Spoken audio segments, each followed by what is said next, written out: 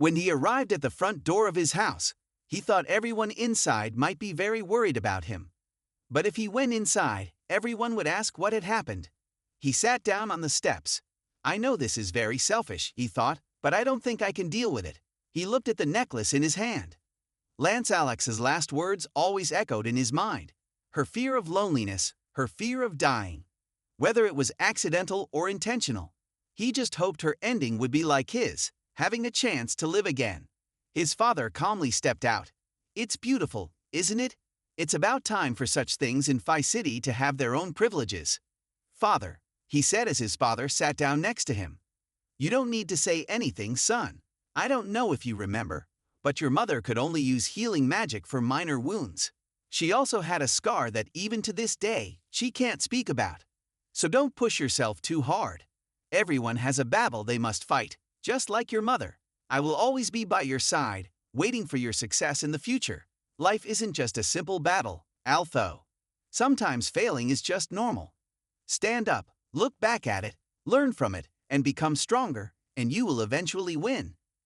Hearing his father's words, he lowered his head and cried.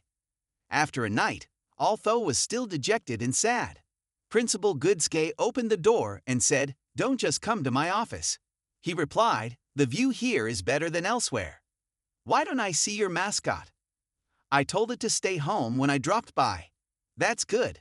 After everything that happened on the trip, you should rest a bit. Do you have any other plans?" "Yes, I promised my mother and sister to go shopping with them later." "To be precise, what exactly happened, Altho?" "Professor Gary told me about the anomaly of the berserk snarlers. Did something go out of control in the crypt?" Altho handed the necklace to Principal Goodsuke. She was surprised when she saw it. "No, it can't be Land Square." She answered sorrowfully. "Yes, she is dead. Her body and her teammates are still down at the bottom level of the crypt, where Professor Gary led the class on the expedition." She thought, "A Lance was murdered. They've come here. Things might have started to get serious." She apologized for asking, "But do you know the source of this?" "No, I don't." "It's okay. I will report to the council about what happened immediately. Don't worry too much about this, Altho. This is beyond your reach. The council and the deceased Lances will deal with whoever or whatever caused this." She hurriedly went inside, leaving him alone with his sadness. He thought, "Let's hope so." At the end of Part 7, Altho had a brief moment to talk with Principal Goodsuke. He shared what he knew with the principal. Afterward, as promised, Altho went shopping with his mother and younger sister. Seeing his sad expression made his mother, who was walking beside him, feel worried. His younger sister then pulled him into a store. Under their mother's hesitation, his sister chose a suitable shirt for her brother. "Welcome to her favorite store now," she said. "Ahem, actually, Miss Sabioka, are there any shops nearby that sell training items?" "What do you mean?" she asked. "Yes, there's a pretty famous store nearby. If you want, you can go ahead," she replied. "Mom, don't worry," Altho said. "We'll go together after, don't worry about me." "Have fun, Dad," he added. "Don't go, Altho," he said. "Your sacrifices won't be in vain." He walked quietly down the street, and a flower on the ground caught his eye. Looking at it, he thought of the flower he had placed on Alex's grave. He went to the place Miss Sabioka had pointed out. "They sell potions in a place like this?" he thought. "It looks like a place full of diseases and poisons." After a few steps, he heard a voice, "Got any spare change, kid?" He was startled and pressed against the wall. Why didn't I sense anything from him? It's like seeing the ghost. "Kid, I'm just an old man asking for some spare change." "Ah, sure," he replied, taking out a coin from his pocket and giving it to the man.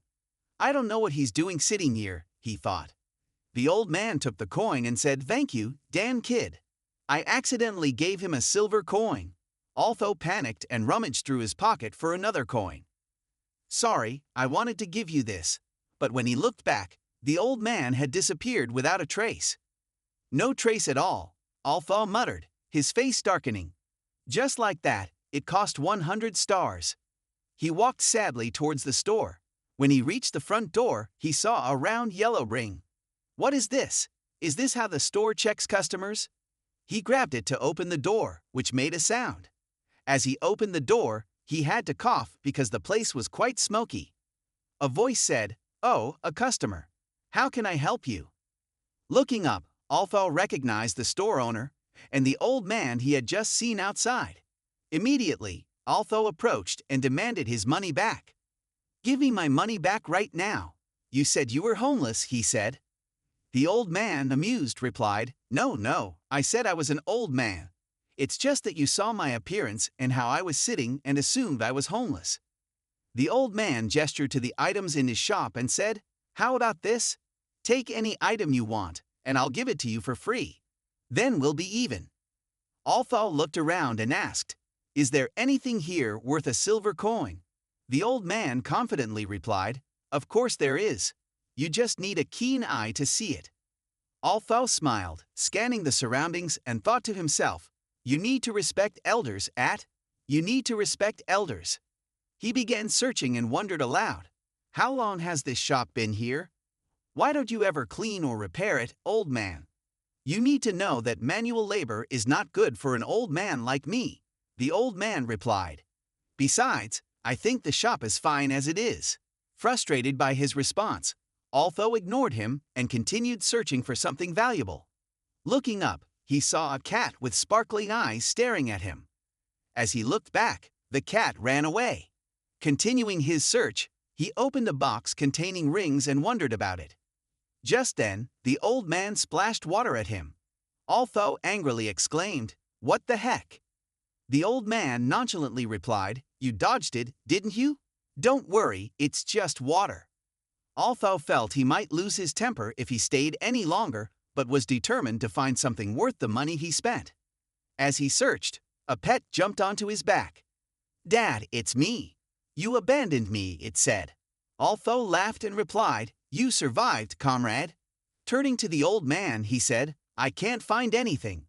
Are you okay, old man?" The old man replied, "Yes, I'm fine.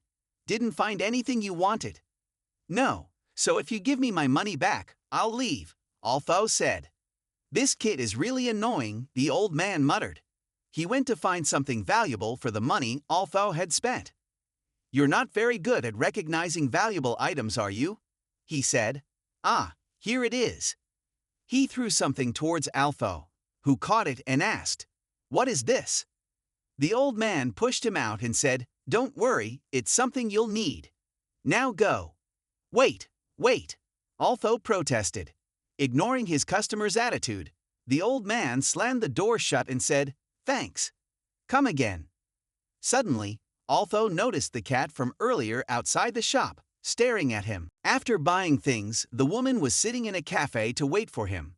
As soon as she saw his brother's figure 2 steps out, the younger sister quickly waved to him. Holding a cup of tea, the mother then asked, "Have you found what you were looking for?" "It seems so, Mom," the girl replied. She was quite surprised. "If you couldn't find anything from that place selling items and medicine, because they're so famous, there have been a lot of students coming to get new training items." "What from that dump? Why don't you say that place is a dump? That tent is all torn down." When he looked back, a grand building appeared before him, and now a friend was leading Lucas somewhere in a dark cellar. After a while, he reached a door. Lucas stepped in, looked around, and then used his foot to kick the other guy down. "What the hell are you trying to do?" He heard a welcome sound, and the guy quickly knelt down and bowed. It turned out to be the leader of the people involved in Marques's death, whom Althal always hunted and searched for. In front of them was a masked man sitting on a chair, and dozens of dark-cloaked men standing around. The leader greeted, "Welcome to one of our secret meetings. My lord has brought Lucas Wykes here. Is this as the Lord requested? This is the famous Wykes, right? Welcome you to join our little expedition." "Who said I would join you?" said the other. "He has something interesting for us to see. I thought it had to be more impressive. Who are you anyway? You don't look much like a student. Don't tell me you're a professor." One of his angry minions pointed at Lucas. "Why do you feel honored when we allow such an idiot like you to come here?" Lucas asked the idiot to blacken his subordinate and show Lucas the power of the leader. He twitched his hand and said, "Now, don't say anything rude to our new member, Oak." After that slap, the fire erupted with a loud plea for forgiveness. He stuttered and said, "Please forgive me. I'm wrong. I'm sorry." Lucas was amazed at his power. "Do you think I can do that?" But that magic spell, I couldn't sense his mana level. He spoke out. "Now, about this little faction of yours, I want to know more. Why do you always strive to conquer, and why do you need me?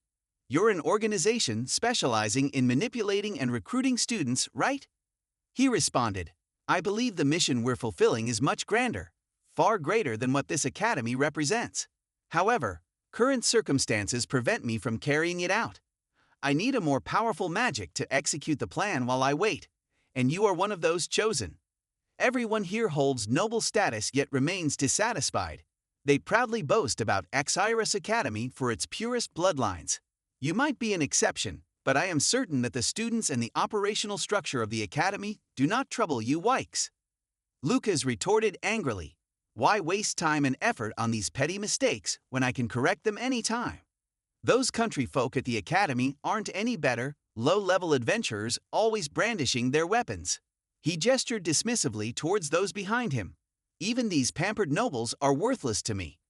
He walked away calmly, stating, "I have nothing to gain by lowering myself to their insignificant rank, wearing their leech around my neck, and obeying your orders." The composed leader responded, "Rumors are not always true. Indeed, you are a proud, arrogant sorcerer, always belittling those of lower status as weak and ineffectual. But hasn't your friend proven otherwise?" Hearing his friend's name triggered Lucas. "How dared you?" he started, but was cut off. "You may be hailed as an exceptional prodigy and favored by Eli for your awakening," the leader continued, "but to Alpha, you are nothing." Lucas still gripped his hand tightly, saying, "How dared you?" The other guy pushed Lucas's hand away from his face and spoke mockingly, "There's a sad truth you haven't tested yet, isn't there? And perhaps you know that too, don't you? Remember the last dungeon exploration with Alpha?" Lucas was now infuriated to the extreme. Slowly turning towards the other guy, he shouted in his face, "Who are you, demon?" The guy stood up, raised his hands in a conciliatory gesture, and said calmly, "I am simply a philanthropist who came to this land to make it better. Lord Lucas, I believe everything is clear and transparent for us to cooperate in this matter," he continued. Lucas wondered how long he had been observed by him. "Go on," he urged impatiently. "Soon, I will be able to start a battle, and then, the fragile alliance among the three factions will be broken. I have also seized the council and controlled the leader. Everything is ready. Lord Lucas, I just need your help to finish the rest." Lucas said, "Finish the rest? I will make sure Alpha becomes one of them." He clapped his hands and said approvingly, "Good, very good. It seems your half-demon bloodline doesn't affect your reasoning abilities much. And if what you say is true, that Alpha has never experimented before, how do you think I can kill him? If you wish, I will drink any kind of potion you gave to Marquez. He said it's because that pig is too weak. If you are as strong as you think, you can completely control the power surging in your body. Trust me, those energies will rise to a new height." Lucas guessed, "You must have also planned to provoke Alpha into fighting me." "Exactly," he replied simply. "Alpha is just a normal human. He's very important to his family and friends. But there's someone special." Lucas cut him off and asked Tessia, "He's right, isn't he? Tessia, a fairy, is a principal. Do you all think this is accurate?" The group in dark-colored robes shouted in unison, "No disgust. Never, Lucas. Do you think that if the princess just shed a little blood, your beloved friend, Alpha, would get angry?" Lucas laughed sinisterly. "Who says that's not the case?" In this dorm room, the four-eyed guy sitting on his bed wiped his glasses, then heard a knock on the door. Knock, knock, knock. He stood up and opened the door to find Alpha outside, scratching his head and saying, "Sorry, I seem to have forgotten my key." As soon as he saw Alpha, his friend immediately hugged him, patting his back. "I'm here, I'm fine. You can't easily get away from me," his friend said while hugging him. "I know you're a stubborn bug," Alpha helplessly said. "All right, let me go now." The two of them entered the room. The friend recounted that yesterday, Principal Goodskay stopped by and said there was no need to worry about him. But when I heard Claire recount what had happened, it was hard to believe that you weren't harmed at all. Although asked if everyone was okay. Yes, Kai and Curtis were discharged from the hospital this morning, and Tessia, Principal Goodski, said she is with her grandfather in the training room. Training room. Yes, you should visit everyone so they can see for themselves that you're okay. I will go, but I'm afraid I can't handle everyone's questioning if I show up there.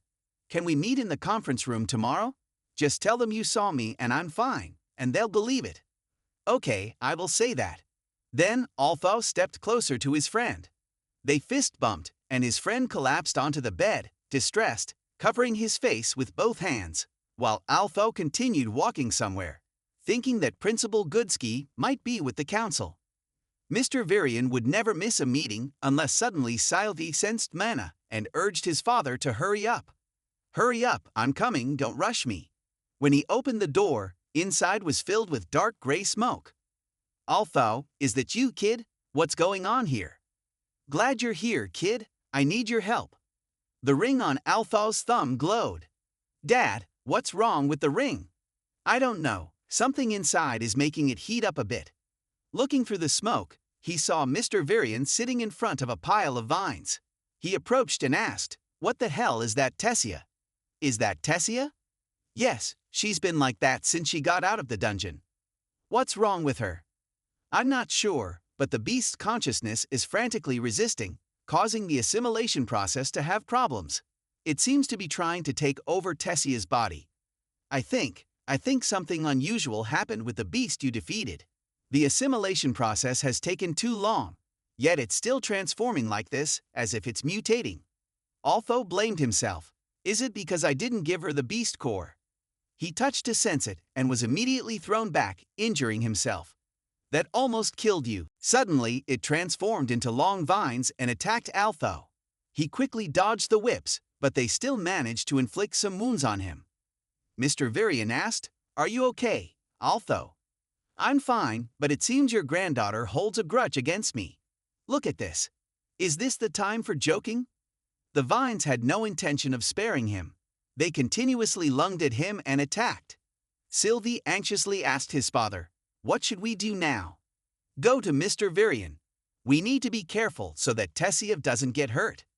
He hoped that cutting the vines wouldn't cause any problems. Just as he was about to cut them, the gem he bought during his recent shopping trip suddenly flew towards Tessia. He was bewildered by what was happening, and the gem shattered the vines and touched Tessia's abdomen. At that moment, the vines disintegrated, creating a golden light. Tessia floated into the air without a covering cloth. Altho immediately rushed over, wrapped her in a scarf, and caught her. Mr. Varian, unsure of what Altho had done, placed his hand on Altho's shoulder and said, "You've just saved her. Thank you." Tessia slowly opened her eyes and asked, "Why am I lying on the ground?" She saw her grandfather and Altho in front of her and happily ran over. Mr. Varian extended his arms, expecting her to run into his embrace, but to his disappointment, Tessia ran to hug Altho instead. This action left him bewildered, standing like a statue. His beloved granddaughter had run in the wrong direction. Altho hesitantly patted her head and said, "Tessia." She looked at him with joyful, sparkling eyes. "You're alive." "Yes, I'm alive." A breeze passed over Mr. Varian, who hoped it would blow away his embarrassment. Mr. Varian and Altho took her to the hospital for specialists to examine her. Altho leaned against the wall, deep in thought. He still couldn't understand why the orb that old man had given him at the store had flown to Tessia like that. It seemed to have calmed her down, but had it really saved her? He definitely needed to go back to that store and ask the old man what exactly he had given him. Grandpa Varian, worried about his beloved granddaughter, asked, "How is Tessia? Is she okay?" Addressing his concerns, the man replied, "Her condition has stabilized. The measurements of mana in her body are no longer problematic, but there is a somewhat perplexing issue. You mentioned that Tessia's core state was bright orange, right?" "Yes, is there a problem with her core?" "Not just that. Despite having a deep golden magic core, I still cannot measure her mana core." Grandpa stepped forward and said, "That's impossible." Altho followed and asked, Is she okay? He placed his hand on her abdomen, saying, I'm still examining. He was surprised. No way. Althau, who was beside him, also worriedly asked, What? What's going on? Is there an issue with her beast will? Is her core okay? He knelt down and said, She's much better than before. Tessia's core is almost at the elementary silver level. Elementary silver level? Althau asked, puzzled. Should we leave her here alone? Will she be all right? Yes, she's just exhausted. After breaking through 3 realms simultaneously, she needs rest. When she wakes up, I'll take her back to the castle immediately. I've always wondered, Althau said, can you tell me a bit about the lances? Someone mentioned them to me, and I'd like to know more about what happened. How strong are they? Grandpa replied, Well, what do you think about the strength of a white mana core? Hearing this, Althau thought that it takes about 23 gold core mages to defeat a silver core mage, but the difference between silver and white cores increases exponentially. Grandpa continued, I am an intermediate silver core mage, and it would take about 10 people like me to confront a white core mage. For example, the principal is an advanced silver core mage. It would take around 6 to 7 people like her. 10 people like you. Are you that weak? Althau teased. Grandpa, angry, pinched Althau's cheek. I am not weak, you brat. I'm telling you, they are very strong. I'm sorry, Althau apologized. They sat down on a long bench. Althau rubbed his cheek and asked, But how can a white core mage be that powerful? And some of the lances are very young, but they are incredibly strong. I mean, why don't they run a kingdom? 6 lances could easily rule and no one could stop them. Looking up at the sky, Grandpa replied, They can't. The lances only become stronger when they are bestowed with their titles. What do you mean? Althau asked, seeking clarification. It has to do with how a royal family maintains its position and holds on to power since the establishment of their kingdom. This is a secret known only to those of royal blood. Don't tell anyone about what I just said, he cautioned. It seemed Grandpa trusted Althau deeply to share this information. Do you believe in the gods? Grandpa asked. Throughout the ages, beasts, elves, humans, and dwarves were nomadic, engaging in raids among themselves, trading, and negotiating with other races despite cultural and religious differences. But the relationship between the 3 major forces remained strong and harmonious. The 3 races would have lived in peace if it weren't for the emergence of mana beasts, always lurking, seeking them as precious prey. The number of survivors dwindled year by year. One day, a god descended to the human world and gave the 3 races tools to fight mana beasts and end this era. The god appeared before 3 individuals, the ancestors of today's 3 royal families, the Glader family, the Graysunders family, and the Eralith family. The god bestowed upon us 6 artifacts, divided equally among the 3 chosen to become kings. However, these 3 kings did not intend to monopolize these artifacts for themselves. Instead, they gifted 2 artifacts to their 2 most trusted confidants, who swore a soul oath and underwent a ceremony to be knighted. These artifacts gave them profound insight into harnessing the powerful energy around them. The 3 kings personally led the 6 artifact bearers to expand the world's understanding of the knowledge and power they had just discovered by teaching them these skills. This process led to the creation of the first generation of mages. Elves, humans, and dwarves banded together to drive the mana beasts deep into the blood-stained trenches that people now commonly refer to as Bitcoin. After that, true peace was established across the entire territory, ending the era of the beasts and ushering in a new era. The 3 races divided peacefully and naturally. The human king ruled his subjects in the west, a flat and fertile land, an ideal place for strong development.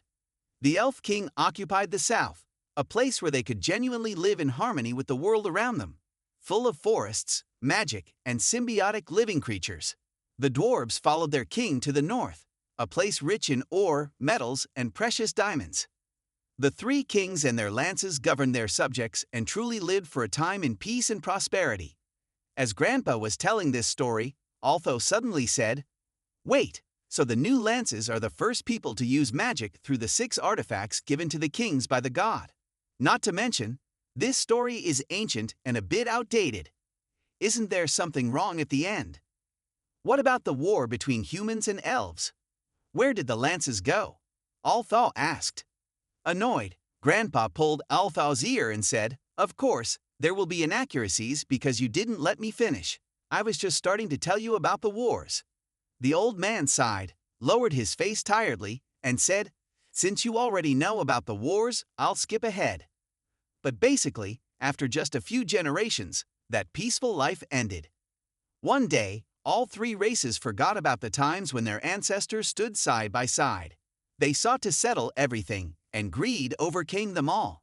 Althaw looked at him with an indescribable expression. Grandpa said, The lances didn't go anywhere. They have existed through the generations, growing stronger and staying connected to the royal families, appointing each person to use one of the artifacts. Due to the exploration of other continents, we agreed to inform the lances.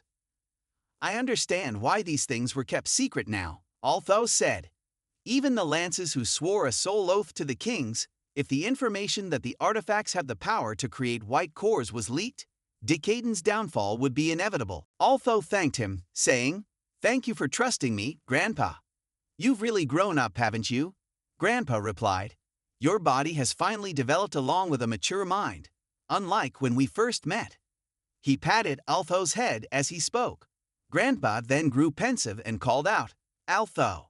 Yes, sir, Althaw responded. I'm telling you these things because you play a part in them. What? My beast contract? It's not just an ordinary beast, is it? Your contract beast is a god, Grandpa revealed. Althaw, surprised, looked down to see the beast sleeping peacefully. He asked the old man, A god, you say? Listen to me, Grandpa continued. Gods are not like what you read in religious books. Simply put, they are beings that have grown from a body we consider mortal and have become fully integrated with mana. Is it a dragon? Althaw wondered. I mean, Sylvie is very strong and intelligent, but there's a reason dragons are considered blessings in our culture. And that's why you've always kept Sylvie a secret, isn't it? No, I'm not blaming you, Grandpa reassured him.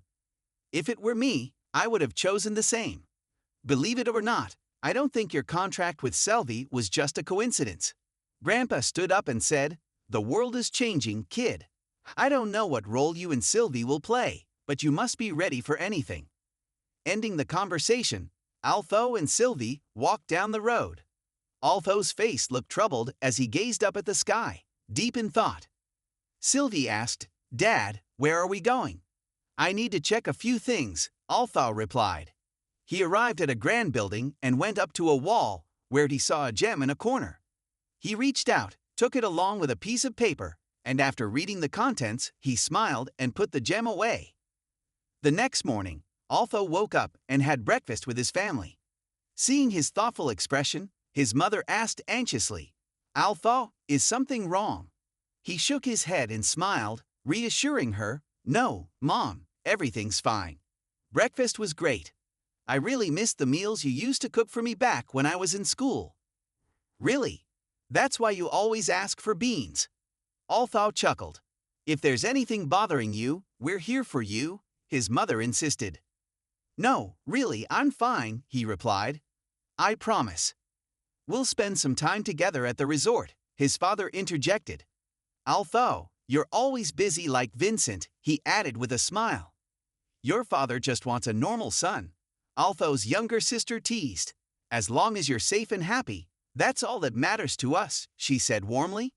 Althaw smiled gratefully at his family and bid them goodbye as he headed out, holding a note in his hand. Let's go, Sylvie, he said.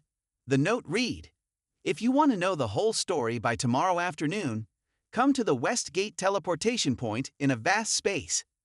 There are 4 men standing below and 1 man sitting on a chair. In the space, 1 man stood and said, This is crucial, King Gray. Another man followed, Strengthening our kingdom is of utmost importance, for our kingdom and the people you rule over. A third man exclaimed, King Gray, you must kill her, kill her. After you kill her, the world will never mock your kingdom again. Then the space turned dark with red streaks. Seeing Althaw looking weary, Sylvie asked worriedly, Are you okay, Dad? He patted her head and replied, I'm fine, just had a bad dream, that's all. Why would that memory resurface now? He reached into his pocket, pulled out the note, and looked at it. Remembering the shop he once visited, he recalled Varian's words. The world is changing, Altho. You need to be ready at all times. Altho pondered. This note must be from the old man at the shop. I don't know how he heard that conversation, but he must know something Varian didn't tell me. I trust everything Varian said. He would never lie about something like that. But who could possibly know more than Varian? After walking for a while, he finally arrived at his destination. Wanting to pass through that gate, a man said, "Please present your reason and identification papers." "I have my travel permit," he replied. "This gate is a westward teleportation gate connected to the kingdom of El Sano. We require identification papers to allow passage." Curious about El Sano, he pulled out something and asked, "Would this be considered identification?" At a glance, the man recognized it immediately. It was the seal of nobility from El Sano. Who is this kid to possess it? He wondered silently, then bowed and invited him through. "Thank you," Altho said, continuing forward. After a while, he reached a door emitting golden light. As he approached, the light intensified, feeling unusually strange. Suddenly, colorful threads wrapped around his hand, pulling him downward. Fearful that Sylvie might be swept away, he instructed her to hold on tightly. After a while, he landed in complete darkness. Sylvie trembled, saying, "Father, I'm scared." This is the first time. He could sense Sylvie's fear for the first time. He raised his hand, creating a small flame to illuminate their surroundings, observing everything around him. He wondered what was happening. The surrounding power levels forced him to kneel. He noticed a figure ahead and asked, "Who's there?" A pair of eyes emerged from the darkness. Altho was wide-eyed with astonishment at the scene before him, while Sylvie, overwhelmed with fear, covered her eyes. A white light emerged, followed by a voice. Finally, some privacy to talk peacefully, the voice said. The light was so bright that Altho had to shield his eyes with one hand, while the other held Sylvie, trembling in his arms. Gradually, behind the blinding light, he recognized the figure. "You're the cat that disappeared from that shop," he realized. "But who are you now?" From a black cat, he had suddenly transformed into a tall man. "I am his companion," he replied, communicating through thought. "We pass through here from the heart to reach individuals like you. We are the ones you consider gods." In the quiet night, Headmaster Goodsky walked with his contracted beast. Inside a luxurious room, a council meeting was underway. People were debating. "Someone say something," calmly remarked Lance. "Alex is dead. We need more information before acting."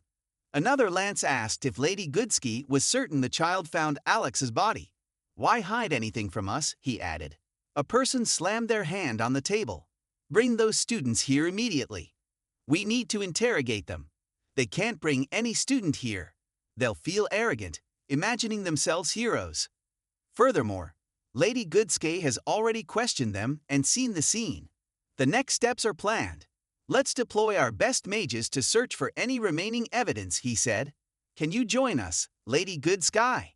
"Unfortunately," she replied, "I have another urgent matter to attend to." Immediately, an angry old man spoke. "What could be more urgent than this?" "One Lance believes," he said from a personal perspective, "that Lady Goodsky has already contributed enough to the council. Once again, thank you for your help. The Cyrus Academy welcomes you back early." As she left, her contracted beast asked, "What troubled you so deeply?" She replied with sadness, "I'm just pondering. I didn't tell the council that Altho, the student who discovered Lance Alex's actions, may be right or wrong. Of course, that boy is quite mysterious. If the council suspects him, it's not good. I think we were lucky he didn't find out what was below. As I was walking, I sensed something and suddenly got attacked. Maybe they were lying in wait for a long time." She felt something wasn't right. "There's more than one troublemaker here," she said, "but when they attacked, I easily took down each one, and I ordered Avi to handle the rest." One of them in the group said, "I've heard many great things about you. Seems like you've been living well here." She reminded him, "Your mana core is running low. I could easily kill you if you tell me their plans." He laughed loudly. "Do you think I'd betray someone like that? You're mistaken. They will gradually regain their former strength. You can assume whatever you like, but this continent will disappear in about a century. We have spies everywhere, from the forests to the deep seas. Even the decadent gods have only a few short years left. War will erupt. How long will you survive? He was then struck with pain and cried out. Lady Goodski thanked Avi for handling the mess. Avi chillingly replied, "No problem. There's plenty of human flesh left, and it's still edible." Approaching, she gently stroked Avi's head, concerned. Avi asked about her wound and if she was okay, sensing that things were too easy.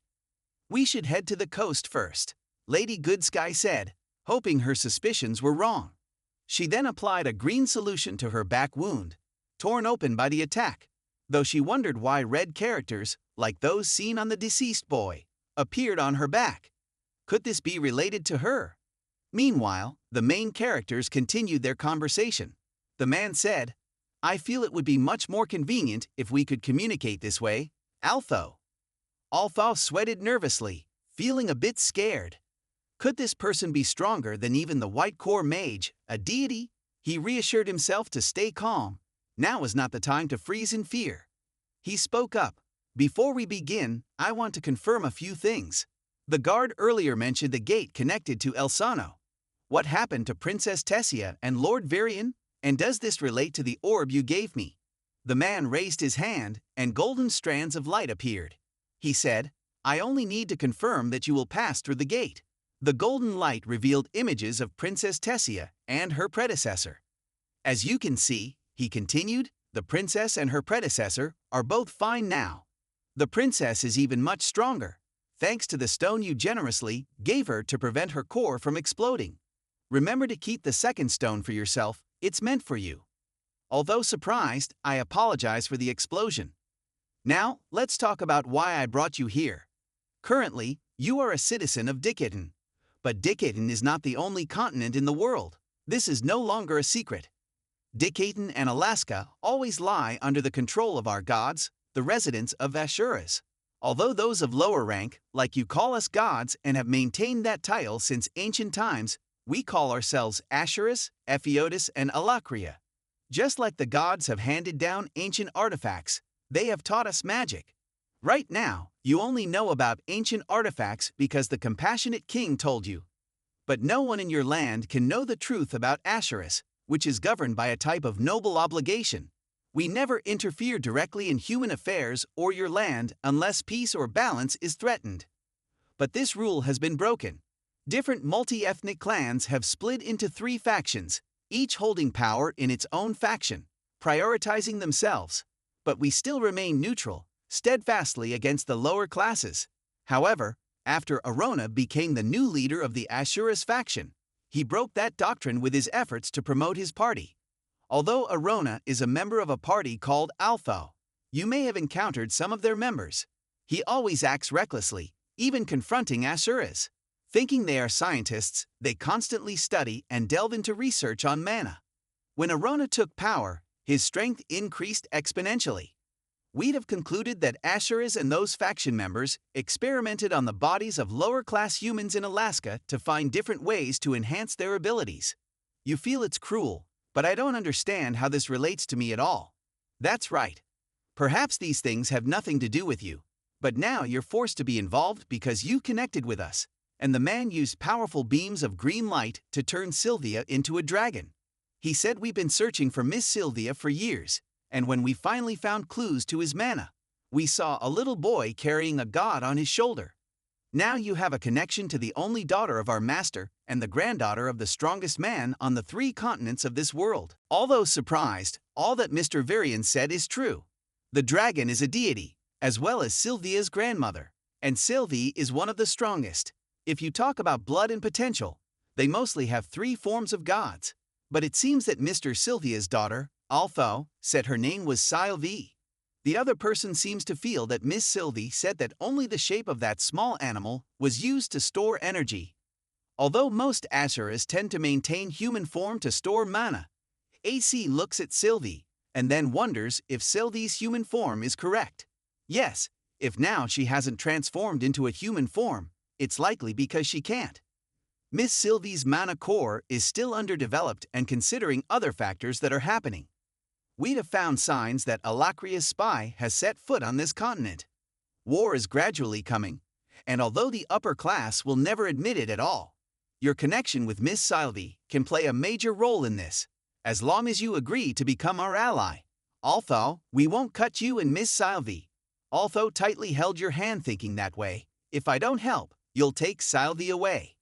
You calmly said that this war will involve my continent, my family, and friends. I will ally with you in another way. What you are investigating, whether I am willing to become a good wolf under your control or not, is small, but you are very clever. Although, your mana core has also developed very well. But once Miss Sylvie comes to the Vritra, we can train you with Altho suddenly. What do we have to come to the Vritra for? Yes, the power of Miss Sylvie, even asuras, also wants, is hidden under you, almost not exploited. The Vritra is the only place where you have a chance to learn how to unlock your potential, so both of you can become stronger, and only then can Decaton resist the Wizard Guild from Alaska. One day, dark clouds rolled in, covering the sky in a room where the members of the Disciplinary Committee were meeting. The princess thought since Claire and Curtis returned, the field trip had been almost 2 days. However, they couldn't rest with all the crimes increasing on campus. Kai accused them of abuse and then tied the other guy to a statue right outside the building. Just because he's a commoner and a fairy, Curtis said, we need to stop this discriminatory treatment right now before they do something more serious. The princess continued to think, Big Brother hasn't told anyone since he told me what happened in the dungeon, and he and Claire had to leave Althal behind. How did the search go, Faye? Asked the professors, who didn't bother to lend a hand to help us find reliable evidence. They were too busy worrying about those stupid sponsors and how they think. I've only caught a few faces hanging around here, but they're not suspects, Kai said, watching closely to see what the other guy would do, but he couldn't just arrest him without evidence.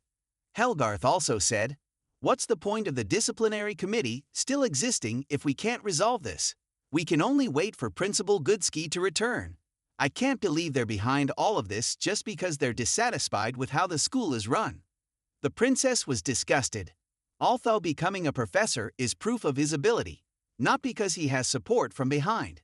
There's no reason for them to use this excuse for a member of the disciplinary committee to take the princess's wrist and say, of course, Princess Serlin, we all know.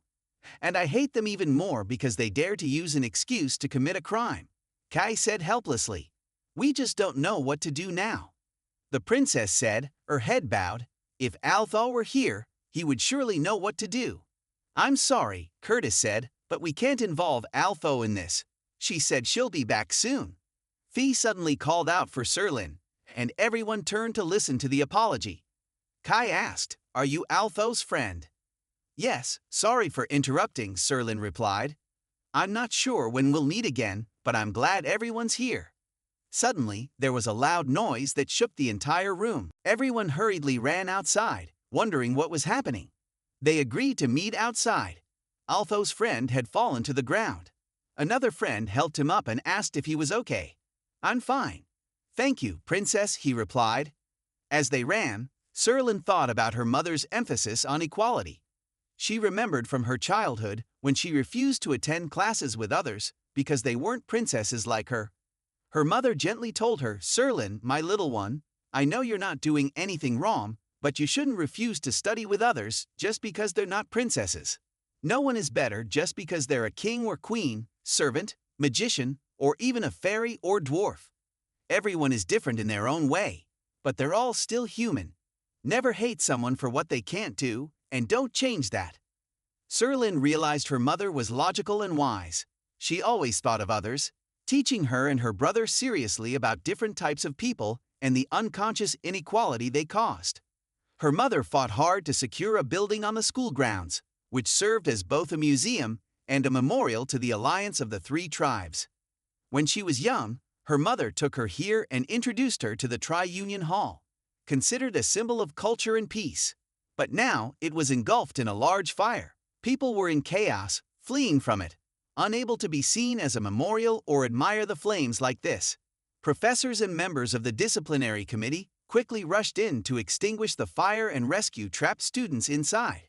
A warning was shouted to be careful, because students were on both sides of the left-hand side, rushing them to the hospital right away. After a struggle, the fire was finally extinguished, but the once beautiful council was now destroyed. Although the flames were extinguished, Serlin was disappointed and hurt by what happened.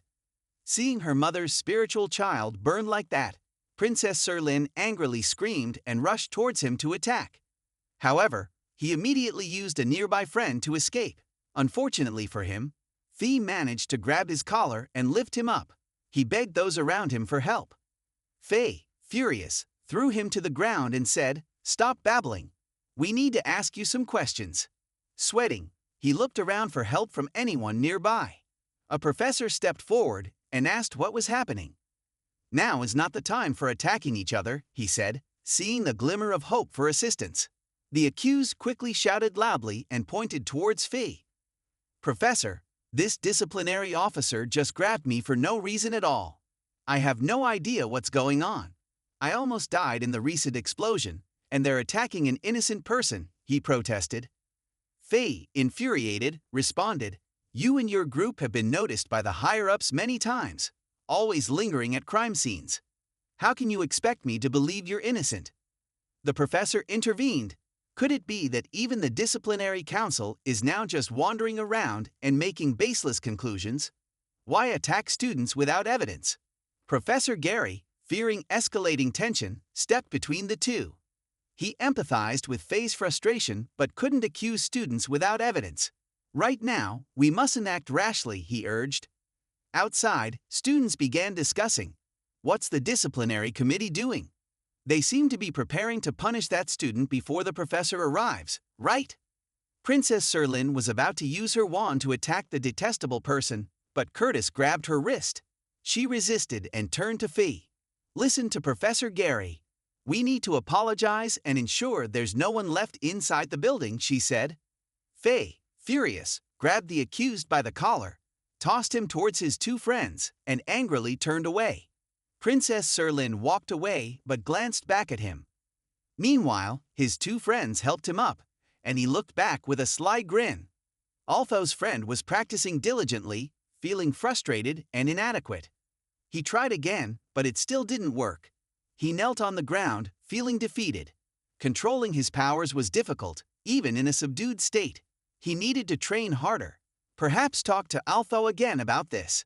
Only then could he harness the potential of being a quadra-elemental mage, driven by the will of the dragon. After rescuing everyone and extinguishing the fire, the members of the disciplinary committee sat down together to rest. One member remarked, "If Altho were here today, he could have likely extinguished that fire himself." Upon hearing that Altho was still alive, the whole group rejoiced. One person chuckled and said, "I knew it, I knew he was still alive. It's a fair match, one lost and one still standing." "Thank goodness." Another member pondered aloud. "Maybe we should resolve all these failures and embarrassments before Altho returns. We should spare him from having to deal with anything like this." The four-eyed friend lowered his head, deep in thought. "I wonder, when they discover Altho's true power, will they still worry like this? Maybe not. With skills and strength like his, he's already famous, even without those elements." Members of the disciplinary committee and Princess Tessia genuinely worry for him. He continued, "If only I hadn't grown up among the dwarves, would they treat me differently? We're all creatures of nature's wonders, but the only difference is who benefits." He shook his head, tugged at his hair, then suddenly remembered Altho extending his hand to pull him up in the training room. The times they laughed and rested together. The times they adventured and overcame challenges. He felt it couldn't end like this. He needed to stand by Altho's side, and to do that, he needed to become stronger. Without hesitation, he immediately rushed off to train, heading towards a wide, well-lit gate where several people with carts were waiting their turn.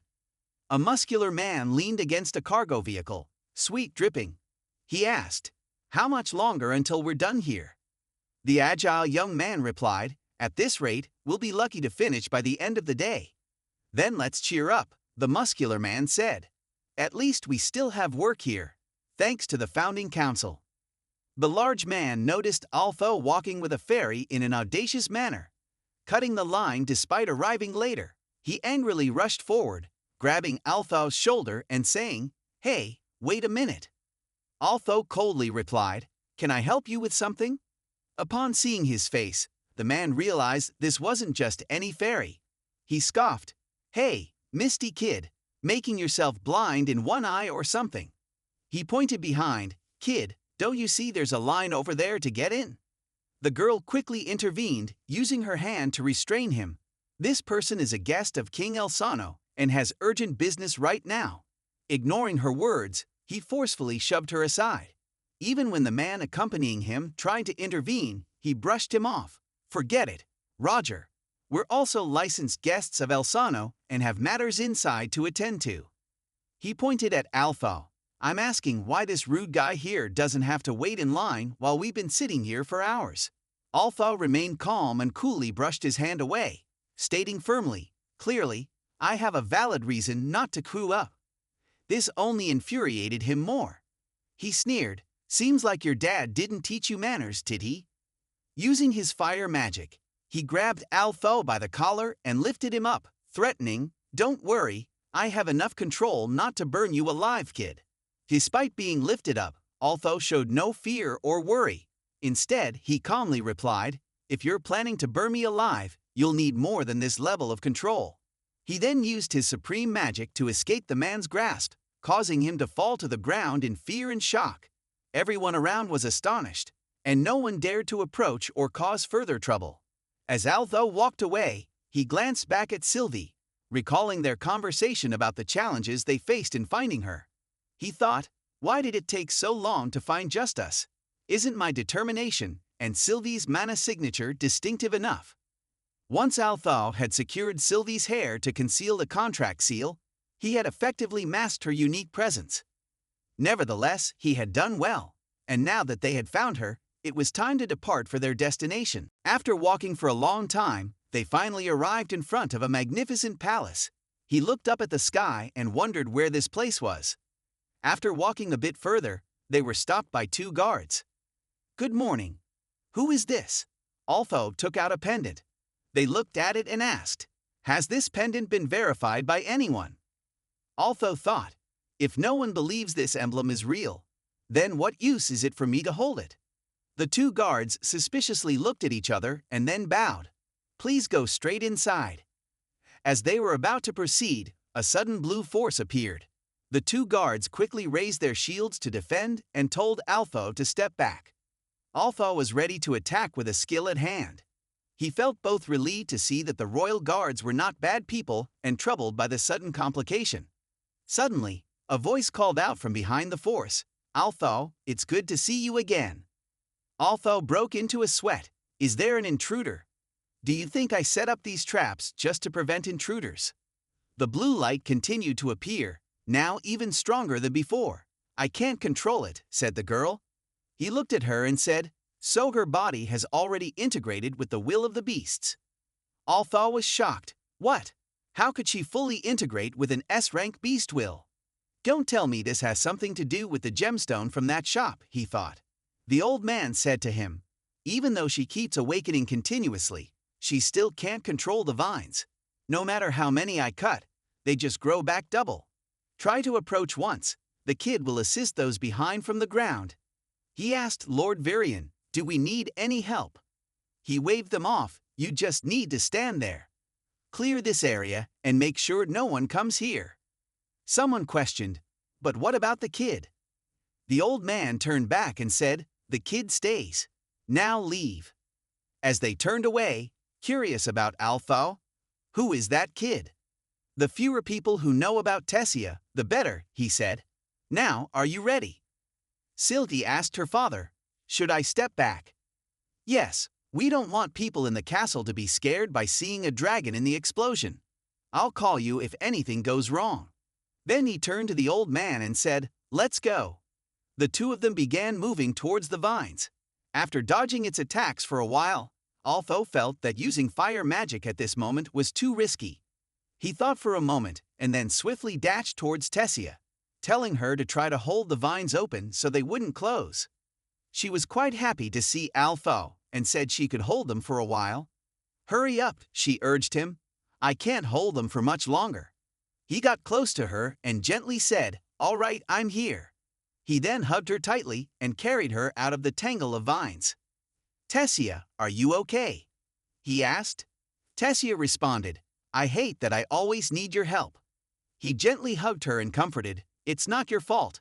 If there's any fault, it's with the beast will I gave you. She punched him in the chest and replied, No, what you gave me is an opportunity to grow stronger. Now, I need to learn how to use it and become stronger so I can fight alongside you. He punched his hand to show agreement. Then I'll wait for you. The old man stood aside, watching everything. It's still too early to tell him everything. But one day, that kid might know all the secrets from Miss Sylvie, especially the one behind his lineage. Princess Tessia and Altho were looking at each other affectionately when they were interrupted by her grandfather's cough. I don't like to ruin the mood, but think about the people who have to clean up this mess. Let's get started. The cleaners grumbled, Master, at this rate, we'll be cleaning all night. Why did this have to happen? Princess Tessia and Altho looked at each other awkwardly and quickly moved away. She stood in a corner covering her face, while Altho asked, Where do we start? The old man pointed behind them and said, Somewhere that hasn't been blown to pieces. They sat in a carriage, traveling through a romantic, picturesque forest. Exhausted, they fell asleep. It's my fault. I encouraged Tessia when she wanted to release the first stage of her beast will. We all thought she could control it because her body had already integrated with it. He continued, I thought I could keep her under control, but Altho didn't respond immediately. He thought, since her integration process was accelerated, she skipped the training stage and didn't have a chance to test her control. I can feel that her beast will is different from mine. Despite the full integration, it still seems to resist her mana. At this point, Altho said to the old man, Tessia needs to be more careful.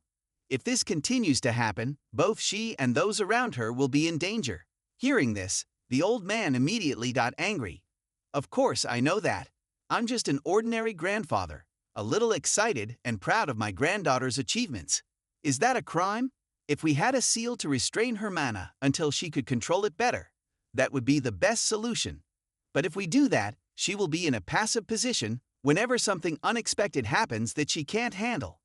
We should start by finding an artifact to protect her safety. Yes, an artifact for protection sounds good. Altho agreed. And if it makes you feel better, I will stay by your beloved granddaughter's side as much as possible.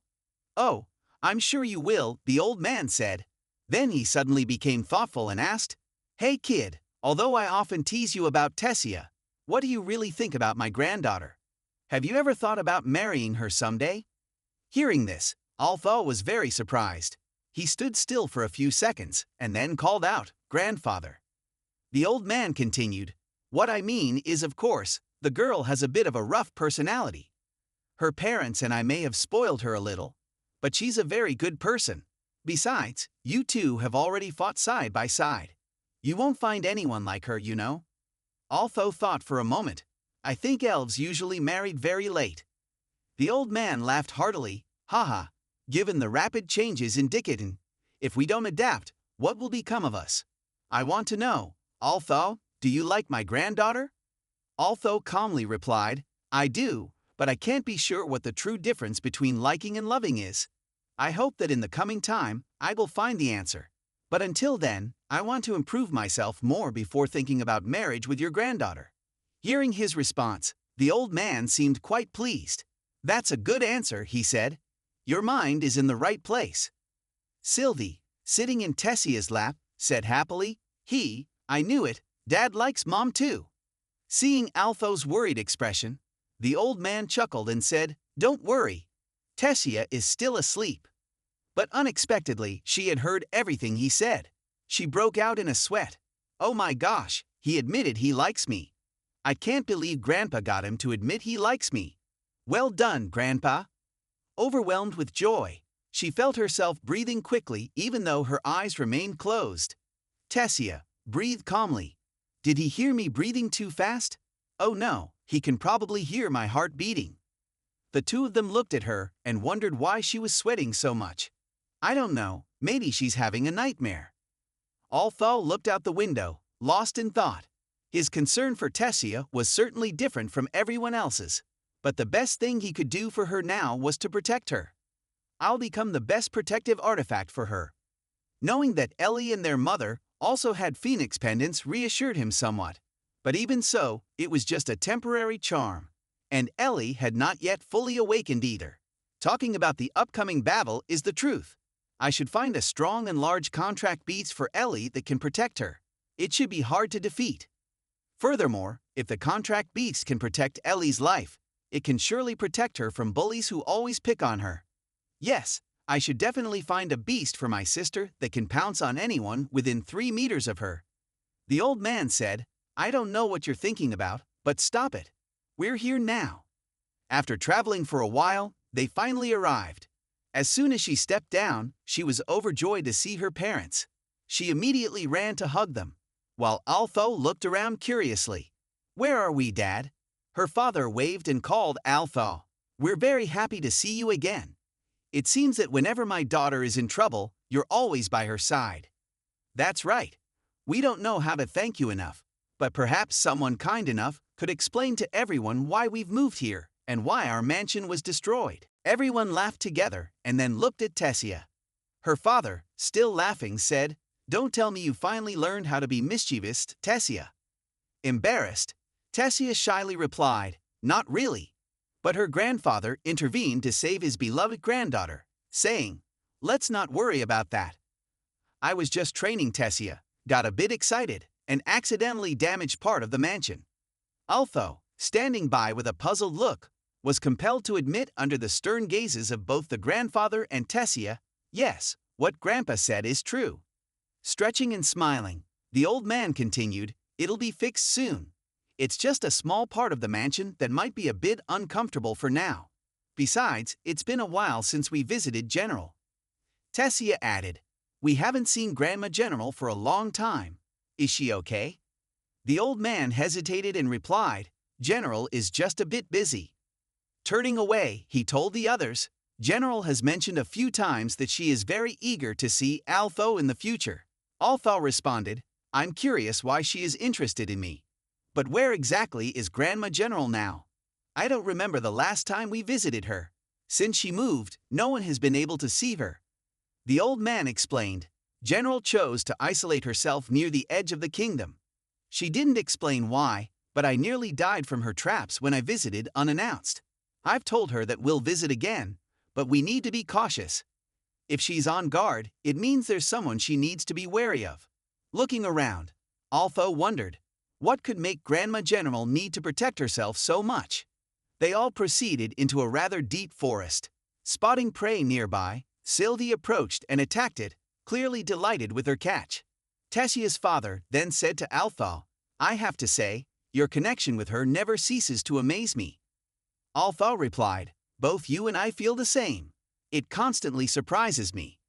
Her father continued, But I realize I haven't had the chance to properly thank you. Altho asked, Thank me for what, sir? For keeping my daughter safe. From what I've heard, Tessia has escaped danger several times thanks to your help. Altho scratched his head modestly, It's nothing really. Tessia has helped me too. Surprised, her father asked, Oh, how so? Altho thought for a moment and then said, There were many times she helped me keep a clear mind. Her father chuckled and replied, That's not something I expected to hear from a 13-year-old boy. But for some reason, I've come to regard you as an adult. Thank you for your kind words, sir, Altho responded. Her father paused and then said, That might not necessarily be a compliment. Speaking as a father, no parent wants to see their child grow up too fast, let alone bear burdens meant for adults. Altho thought to himself, I've not been a child for over 30 years. You know that because of you, the council was formed, her father continued. Altho pointed to himself and asked, Because of me? To be honest, her father said, I haven't had a good impression of humans since the war. I lost my beloved mother because of them. I never found a reason to forgive them, and a few years later, I almost lost my daughter when slavers invaded our forest. Then, a human boy brought her back home safely. His courage not only saved her from those slavers, but also disciplined the elven king. Being lectured by a human child was the wake-up call I needed. Anyway, he continued, I want you to know that I don't oppose you becoming part of our family. Tessia's mother turned towards them and said, he might try to look tough, but my husband has always wanted you around, not just once or twice. Blushing, her father said, if I wanted privacy, I would have summoned the council room. It seems I wanted everyone to hear this. Suddenly, Tessia exclaimed, wow, this leaf looks beautiful. Look at the symmetrical veins and how smooth it feels. The two adults standing behind could only smile at her innocence. Suddenly, her grandfather raised his hand, signaling everyone to be quiet. Tessia, standing nearby, asked, Grandpa. He responded, everyone, be silent. They all listened intently, hearing a faint noise, and prepared themselves for whatever was coming. Althal was about to charge forward and shout, monster, but was stopped by the old man. A voice called out loudly, are you swinging your sword at an old woman? It's because you all arrived late. If I were in your position, I would swing it too, seeing that expression on your face. Tessia quickly ran up and hugged the woman, exclaiming, Grandma, I'm so happy to see you. Grandma patted her head and said, I'm happy to see you too, my dear. The old man remarked, I thought we would meet you at the entrance. She reasoned, I got impatient waiting for you all, so I came looking to see if you got lost. She playfully pinched Althal's cheek, saying, it's been years since I last saw you, young man. You've grown up so much and look quite handsome now. If I were 100 years younger, I'd have taken you away with me. Althal rubbed his cheek and replied, after almost wetting my pants thinking I saw a ghost, I don't know how to respond to that. She laughed, asked Varian. Back in the day, I was quite a beauty. Men would fall at my feet the moment I appeared. Tessia's mother covered her mouth, laughing. That's true, Althal. My mother always said girls her age were envious of Auntie. The old man rolled his eyes. She was only decent at best. Of course you would think so, she replied. There was only one girl who ever caught your eye. Varian didn't continue, but she suddenly stopped and turned towards him. Varian, I'm sorry. I was careless. The entire Tessia family lowered their heads upon hearing this. The old man said, I should be the one apologizing. I understand how you feel. Cutting through the awkwardness, she said, well, we are almost there anyway. Althal said, wait, but a hand pulled him back. As they continued walking, they finally arrived at the place she led them to. They were amazed by her series of intricate actions. Don't summon any light, she instructed. We'll walk in the dark. After a while, she said, welcome to my home. There's much to discuss. As the story transitions to part 9, Tessia's family and Altho finally reach her grandmother's home. They sit together, sipping hot tea that she serves to welcome them. Altho pondered, asterisk, is there a kind of magic that can make the inside of a place bigger than the outside asterisk? While they were chatting, they all suddenly fell asleep. Perhaps they were too tired from the journey and fell asleep without much thought. Without giving it much thought, Altho continued sipping his tea. She held a cup of tea in her hand and said to Altho, I think you should be more cautious when everyone suddenly falls unconscious. His face showed a trace of sadness as he replied slowly, I've been thinking about it for a few days now. It's hard to be surprised anymore. But it's very likely that you already know about this. She smiled and responded, you're right about that. So, can I say what you're preparing to tell me? Something that only I should know. No. But before that, I feel I still need to speak with my own power as a fortune teller. Althal looked surprised. In the history books of Cyrus, there's almost no record of dark magic because it's so rare. If it's taught by a fortune teller like you. She chuckled and said, looks like you're interested. Let me tell you.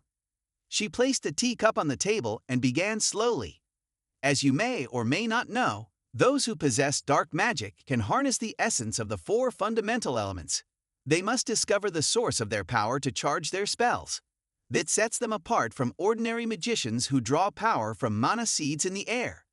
For example, Your mother was a healing catalyst with unrivaled curative abilities throughout her life.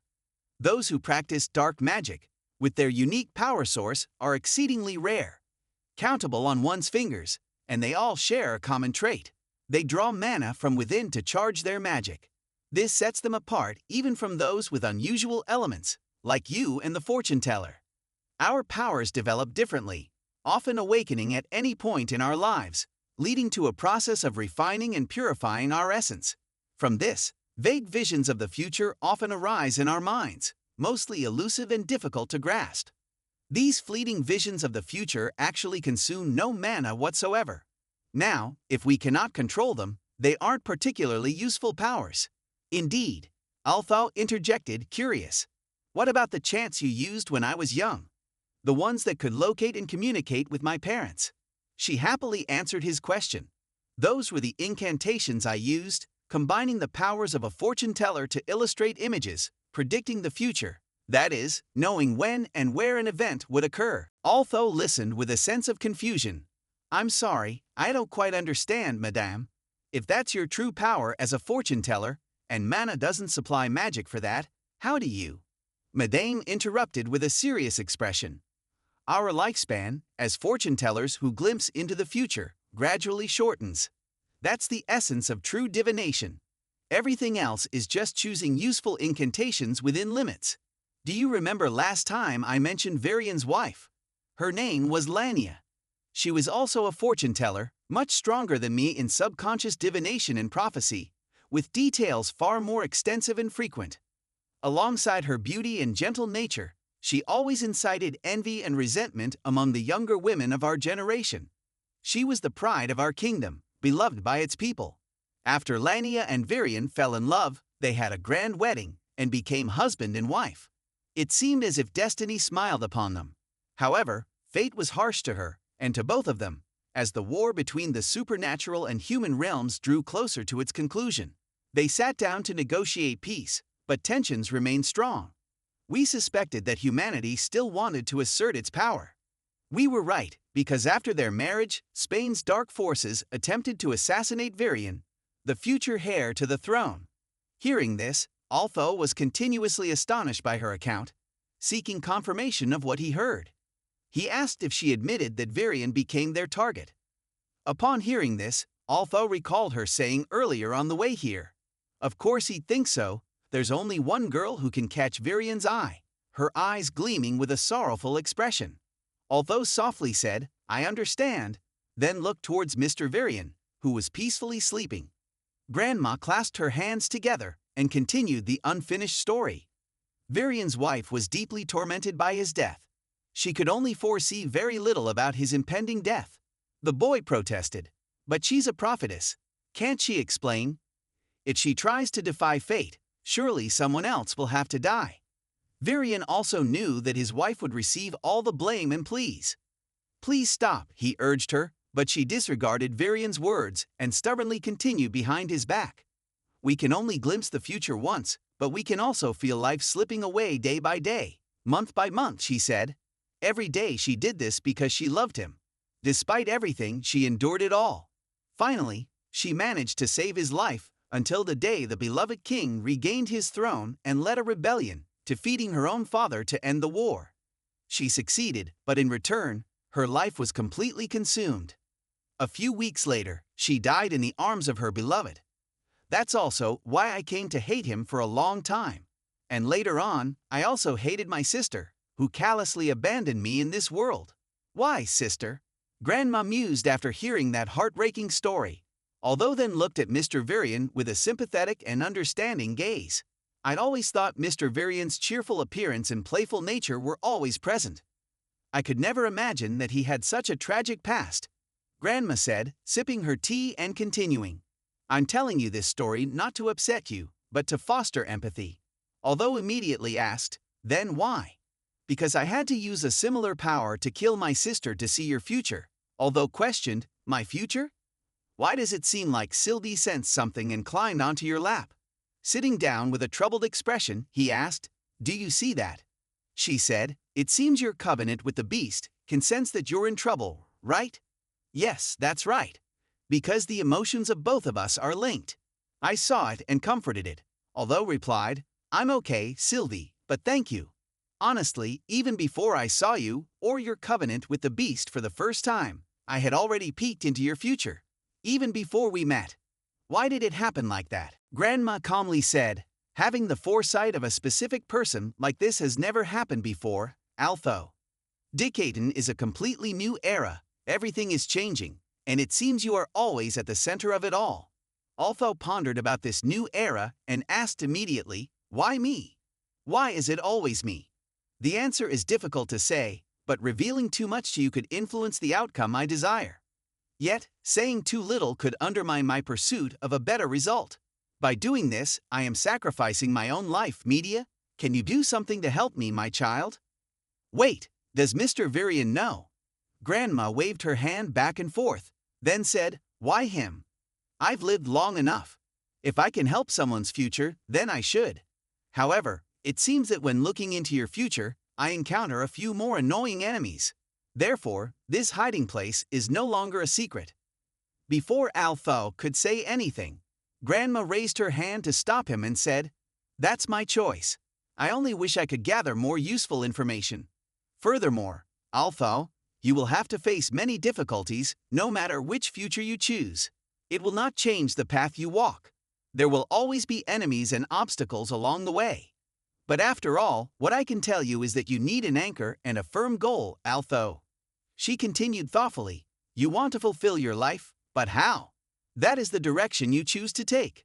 I just want to say two things. 1. Someone may do bad things for good reasons. Don't just judge by the surface of the iceberg. And 2. The most dangerous enemy may not necessarily be the one sitting on the throne, holding supreme power and pulling all the strings. Sometimes, a forsaken soldier has nothing more to lose. She hesitated and then apologized, I'm sorry I can't reveal more to you. Altho asked earnestly, what if I make the wrong choice? Grandma placed the teacup on the table, stood up, and patted his shoulder reassuringly. Making the right choice isn't always the best choice. We've talked all night. Before returning with Tessia's family tomorrow morning, you should rest a bit. Late at night, in a quiet corner of the forest, Lucas held a vial of green liquid in his hand and addressed 3 others. This is just some nonsense, like the stuff your leader's little kid gave to Marquis, right? He mocked. One of them, named Marquis, was willing to take it, but his body was too weak to resist its effects. Have you even tried this stuff yet, Lucas? One of them asked angrily, turning away.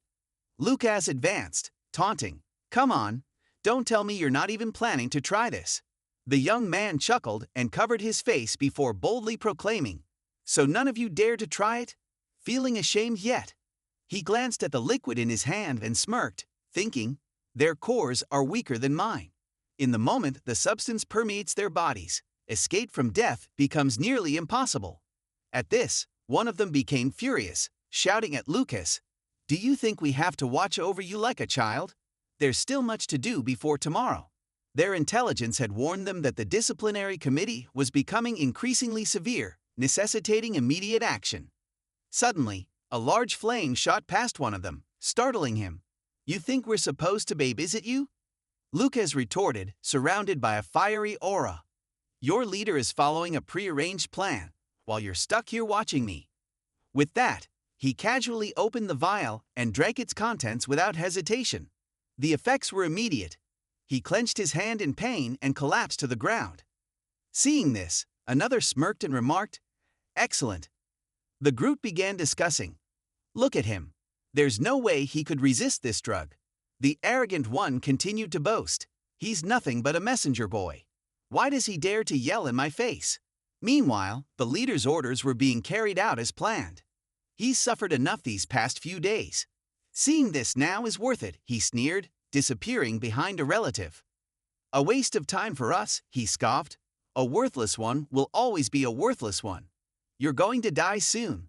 Quickly, stand up and do it. As soon as he finished speaking, he was blown away by Lucas's power, crashing into a nearby tree. 2 of his companions were nearby. One ran to the fallen man, while the other frowned, holding his sword defensively against Lucas. Lucas knelt on the ground, staring at the power emanating from him, and recalled a conversation with his brother, Lance, who had visited the school for some business, and took the opportunity to admonish him. I heard you started a fight. Do you think you're strong enough to waste time deceiving everyone around you? Do you still want to rely on our parents and spend thousands of gold just to force your frail body to become stronger? Or have you finally learned to fend for yourself? Thinking of this, Lucas let out an evil laugh. The swordsman, terrified, quickly fled, abandoning his two companions. But before he could get far, Lucas incinerated him. Seeing this, the other man, who had been injured, stood up and shouted, "Juno!" The injured man, seeing his comrade planning to abandon him, grabbed his wrist and said, "Where are you going? You need to heal me first." The other man shook him off and said, "Let go. Juno is dying." He rushed back, heartbroken, shouting, "No, no." Furious, he turned and screamed, "You monster, you killed him." Lucas, unfazed and defiant, replied, "So what?" He then lunged at the man, grabbed his throat, and said, "I just want to make sure you understand that this potion works much better for me than it did for him." The man was in such pain from being strangled that blood streamed from his eyes. He whimpered, "Please don't," but Lucas ignored his pleas and killed him. Then he advanced on the last injured man sitting by the tree. Red symbols had appeared on Lucas's back as he menacingly approached. "Try calling me useless again," Lucas said coldly. Terrified, the man stammered, "No, no, no." In the forest, where although had arrived, his grandmother had prepared a meal for everyone. After waking up, everyone still seemed quite tired. She brought the food to the table and said, "It seems the sedative herbs I put in the tea last night were a bit too strong. I didn't know it would knock everyone out." Tessia's father cheerfully replied, "It's all right, we needed the sleep." However, Mr. Varian responded gloomily, "That's just you. I had urgent work to do." His grandmother continued, "Does it have anything to do with my dear Tessia turning a large part of the castle, which I spent years repairing, into rubble?" Hearing this, Mr. Varian, very embarrassed, quickly shoved some vegetables into her mouth and said, "These vegetables are delicious. Try some." Suddenly, she took a round box out of her sleeve and placed it on the table, although said that her uncle wanted something to help control her wild nature. This might help. Not believing her eyes, or maybe because she was too tired, she rubbed her eyes and picked up the box to open it. She was very surprised because inside was a beautiful gold bracelet. "Wow, thank you," she exclaimed. Although, puzzled, asked her, "We only talked about the beast seal yesterday. How did your family get this?" Tessia looked at Although with a questioning look, and he had to stop. "I guess I'm the strange one for still being surprised." Tessia's father expressed his gratitude, saying, "Thank you, General, for always taking care of Tessia." She smiled and said, "It's my pleasure. Now let's enjoy lunch together before the children have to leave." After finishing their meal, General led everyone to a cellar with a door that would take the two back to the city of Cyrus. Although, curious, asked, "I thought the teleportation gates from ancient times were strictly controlled by the empires. How do you have one?" General heard Althoug's question but didn't answer. She just smiled, and through that smile, she conveyed the answer to Altho. Tessia's parents lovingly hugged her. "We will visit you soon." Mr. Varian approached, patted her head, and advised, "Remember to stop by Principal Goodsky's office before the school year starts. I haven't heard any news about her in a while, and I want to make sure she's still breathing." She cheerfully replied, "I will," then ran towards General, hugged her, and said, "Thank you for inviting us here, Grandma General. I wish we could stay longer." General hugged her granddaughter affectionately and said, "It's okay, dear, I cherish every moment with you." Although stood nearby, witnessing their farewell, his face was filled with an indescribable sadness. It seemed Sylvie sensed her father's feelings and asked, "Are you okay, Dad?" "I'm fine, Sylvie. Don't worry." The farewell ended as Although and Tessia stood near the door and waved goodbye to everyone. The two of them then stepped into the portal together. After a while, they arrived in the city of Cyrus. She asked curiously, "Aren't there supposed to be guards at every gate?" Although explained, I heard many staff members quit when the Aurora constellation appeared because trade was halted during that time. They might just be short-staffed. The two of them walked silently forward, but she was overjoyed and surprised when she saw the Aurora constellation. She said, "No matter how many times I see it, the Aurora constellation is truly beautiful when viewed from Cyrus." Sylvie looked up at the sky and said, "Dad, the sky is still cracked." They walked together, gazing at the sky, until they reached a magnificent house. Nearing the house, she quickly ran ahead to knock on the door. The person who opened the door left, although in Tessia stunned, it was Jasmine. She opened the door and said, "Long time no see, you guys." "That's right," she continued. Then two people peeked out from behind the door to welcome, although back home. "You've grown a lot. Without the music, I almost didn't recognize you," said the red-haired guy, putting his arm around a muscular man and teasing, "Stop pretending, Durden. It's been a while, huh? Does this bear look any different? At first, I thought he was imitating me, but it turns out you were the inspiration for this awful thing." A beautiful girl came down the stairs, ran over, hugged him, and said, "You're getting more adorable, princess." Tessia saw this and got so jealous that her face turned red. The girl noticed and immediately went over to hug Tessia, greeting, "Hello, cutie elf, isn't it?" Altho's father joyfully said, all right, pointing inside the house. "Why don't we let them in now?" The girl happily welcomed him back. "Glad to see you returned this time, not half dead," she said, running over to hold Tessia's hand and cheerfully greeted her. "All right, everyone, come on in." While everyone was going inside, Tessia shyly said from behind, "Actually, I just came to visit before heading back to school. I've missed a lot of student council work, and I also need to see Commander Goodsky.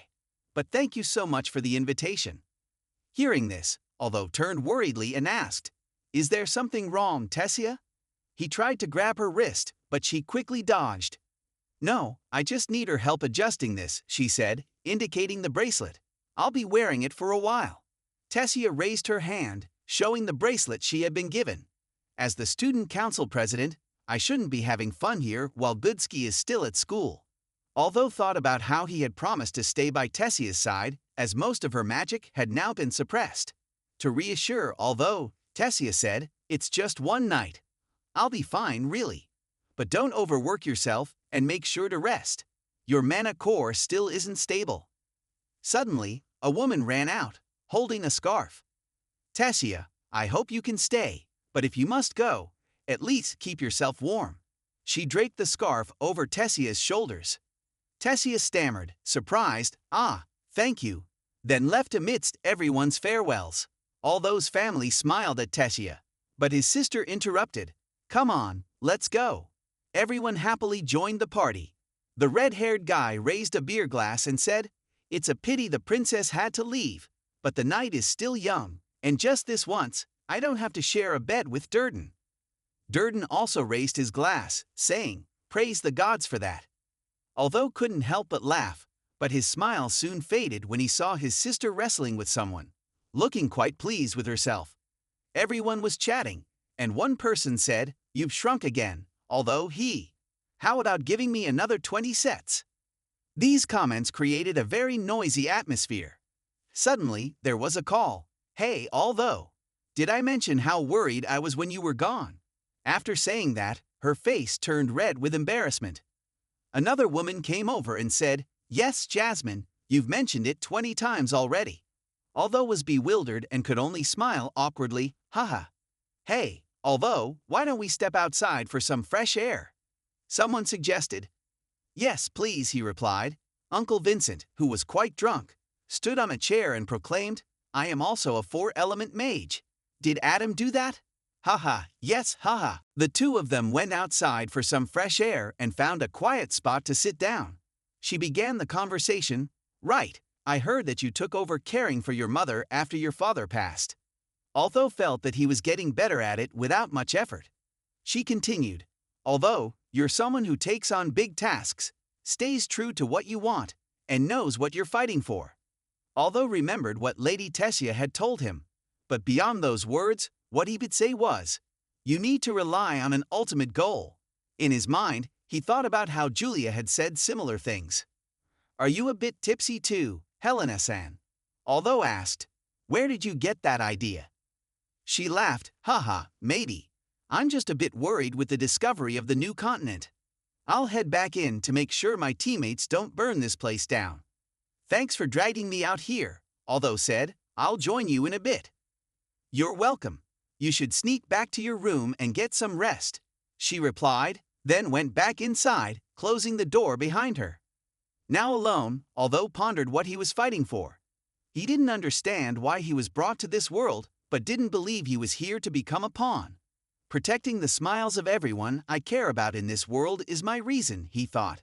Gods or whatever. This is the fate I will create. At that moment, the leader of the group causing trouble recently raised his hands and said, let's begin the attack. As he spoke, terrifying monsters appeared behind him. Meanwhile, the disciplinary committee was preparing to do something. Theo raised his hand and asked, Kai, are you done yet? Kai, holding something purple, replied, almost done. We just need to wait for Doradri to arrive so we can activate it. Claire wanted to be sure and asked Kai, are you sure you want to join us? Curtis, standing nearby, added, that crazed follower is about to launch a full-scale attack. We need to be on high alert and ready for battle. Kai held up the item in his hand and said, I've been scouting today, and I think too much training could be more harmful than beneficial. Doradria, with her arms full, rushed over and apologized to everyone. Sorry I'm late. I brought the energy resistance bands for training. Just as she finished speaking, she tripped and fell, scattering the bands everywhere. One of the bands rolled to Curtis's feet. He picked it up and asked, Doradria, you want us to waste all our mana training with these while a real battle is starting? Claire stepped forward, helping Doradria up, and said, you get her point though. Besides, training with resistance bands will be really effective once all this chaos ends. Feeling supported, Doradria stuck her tongue out at Curtis. Theo, with his hands on his hips, said, all right, enough.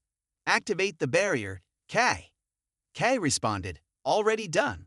They moved down to a large courtyard, with the disciplinary committee standing inside a red circle, while Kai was outside, busy with something. Sensing something was off, Claire asked, why is the barrier red? Curtis warned, Kai, I think there's something wrong with this barrier. Stop it. Fee laughed and joked, nice joke. Now, tell us what's going on. Kai touched the barrier and asked, can you hear me inside? Theo touched it and shouted, be careful. Its action hurt his hand quite a bit. Princess Serlin looked around and advised everyone, stop wasting mana. There must be an emergency shutdown switch around here. Agreeing, Claire crawled on the ground, searching for the switch. It's probably around here somewhere, she said. She opened a panel and saw something that shocked her and the entire committee. Suddenly, a loud noise from the door caught their attention. Looking over, they saw the mysterious group they had been chasing, now appearing in large numbers and advancing towards the disciplinary committee. The committee immediately went on the offensive, first defending themselves and then aiming to eliminate the threat to ensure the safety of all students at the academy. One person shouted, form up. This was no drill. Everyone fought with all their might. However, the enemy's large numbers and strength made the battle challenging. Claire shouted loudly, everyone move forward. We need to create a diversion to help Kai. He's in danger out there. Suddenly, a voice exclaimed, so you still don't understand what's going on? Everyone turned to see it was Lucas, looking arrogant. It was I who set the trap to lure you all into this. Unbelievable that one of our own, a member of the disciplinary committee, would betray us and join that rabble. Doradri shouted back defiantly, you call it betrayal, Lucas. We call it standing up against you. The disciplinary committee looked visibly shaken as Lucas began to attack them. Claire noticed a weak spot in Doradria's energy barrier caught within the boundary. She told Doradria, I think if we can create a gap big enough, we can escape through it. Everyone, fall back here. Doradria replied, saying it is easier than doing it. I don't know what those newcomers have, but he's even stronger than the professors. Lucas was preparing to attack when Fee intervened to protect her teammates. However, before she could act, Lucas grabbed her by the neck, threateningly saying, "Look at this. Seems like I'm about to crush this pest."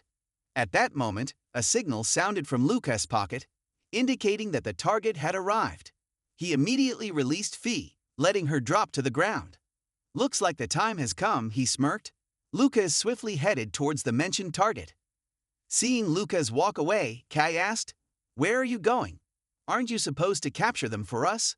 Lucas replied dismissively, "I've captured them already. Now it's time for a more important task." A member of the disciplinary committee realized, Lucas is gone, but they're coming in even larger numbers. "We must leave now." Helgarth agreed, "She's right. Fee, use your defensive spell. We need to get out of here." Upon hearing this, Fee summoned all her strength to create a safe passage for everyone to escape. "Let's go, Faye. Everyone has tried their best to defeat those guys." Claire yelled loudly. "What are you waiting for? Run!" Faye responded resolutely, "There's no way I'm leaving my teammates behind. Don't be foolish, let's go." Faye was immediately attacked in the chest. Despite this, Faye continued to fight back and shouted defiantly, "Die, you vile dwarf." Faye said, "I'll support you in taking down one of them. Let's fight together, you crazy fairy." Claire led everyone to escape from there and instructed, "This way. Everyone, run quickly." She urged them to find the professors. Suddenly, they heard a commotion and asked, "What's going on? What's all this noise about?" What they saw before them left them utterly surprised. It was incredibly powerful and fierce monstrous creatures attacking the professors and other students of the academy. Princess Tessia was sitting in her carriage on the way to the academy, her face grave. She pondered that she shouldn't worry about Alpha, but her body disagreed as her mana core was completely depleted. She looked at the bracelet on her wrist, hoping that Principal Good Sky could help her get used to it. The carriage suddenly stopped, and she jerked open the door and stepped out, asking, "What happened here?" The driver hesitated and replied, "When I looked towards the academy, I was also surprised by what was happening right in front of me."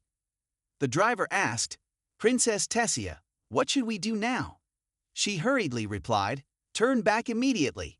But before she could do so, she was thrown back by a powerful force, landing hard on the ground. She grimaced in pain, raising her hand and murmuring, "No, this can't be happening." Someone asked the princess, "Tessia, you finally made it here alone. How easy that was compared to what we imagined." In pain, she looked towards the voice and realized it was Lucas. She was greatly surprised by this, as he had a terrifying and sinister expression. He greeted her mockingly, "Hello, princess. Are you in pain? Scared that I might still be able to save him?" Struggling to get up, she tried to extinguish the flames of anger, but he scoffed, talking while being rude to others. "Why don't you think about yourself first? Why worry about anyone else?" Trying hard to stand up, she used her magic to speak. "You, stop." He interrupted her, "I don't know what you're trying to do, but it's over." "Ah," he smirked, "so you're the one trying to stop me. You can't even focus on what to use against me." Princess Tessia felt the restraint of her grandmother's bracelet on her willpower, but it also limited her magic. He grabbed her collar, lifting her and said, "That's right. You're as beautiful as this. Who knows?